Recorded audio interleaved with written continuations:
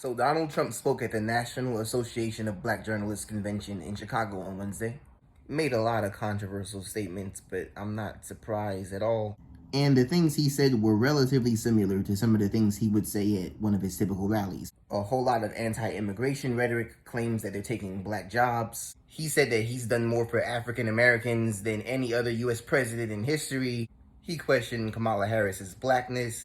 And usually at one of his typical rallies, when he says these kind of things, they're followed up with cheers. I honestly think somewhere in his mind he thought it was going to be the same thing and he just didn't put two and two together. He might have let some of these polls get to his head where it shows he's doing just slightly better with black people than the average Republican.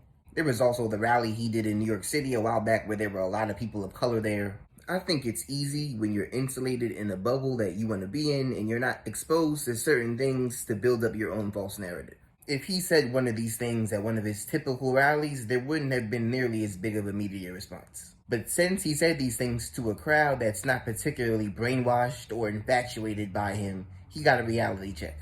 And it's honestly funny right now seeing conservatives struggling to defend him. I do not think Donald Trump is going to be doing any more black journalist conventions anytime soon.